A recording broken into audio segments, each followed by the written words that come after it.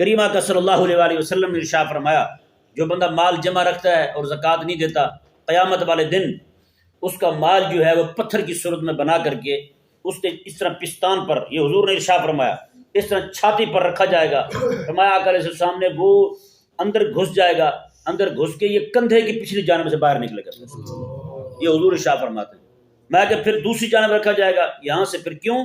اس مال کی خوشی اور ٹھنڈک دل میں محسوس کرتا تھا جمع کر کے، اور مطمئن ہوتا تھا مال ہمارے پاس پڑا، ہمیں کیا فکر. تو آقا علیہ السلام میں اس کے ساتھ یہ ہوگا. اور حضور نے شاہ میں جس نے گائے بکری بھینس کی زکوٰۃ نہیں دی ہوگی، گائے بکری کی، ٹھیک ہے، قیامت والے دن اللہ تبارک و تعالیٰ ان کو مضبوط کھر عطا فرمائے گا، نکیلے کھر. قیامت والے دن یہ نیچے لیٹ جائے گا اور اس کے اوپر چڑھیں گے وہ. حضور شاہ فرماتے جب وہ رونتے ہوئے جائیں گے اس کو. آقا علیہ السلام میں جب وہ آخری بکری بھیڑ گائے جو ہے وہ گزرے گی تو پہلے والی جو گزری تھی وہ دوبارہ لائن میں کھڑی ہوگی دوبارہ چڑھنے کی.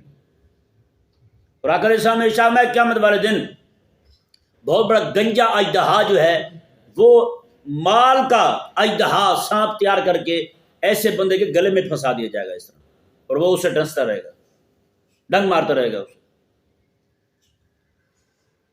دیکھیں ہمارا حال کیا ہے یار. زکوٰۃ دیتے ہوئے ہمارے ہاتھ کانپتے ہیں. کتنے میں سے؟ 100 میں سے 2.5 روپے. 100 میں سے 2.5 روپے دیتے ہوئے ہاتھ کانپتے ہیں ہمارے. یار کہیں یہ نہ ہو اتنے سارے پیسے چلے جائیں.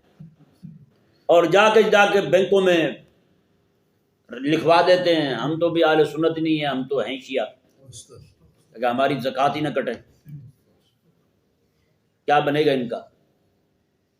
جی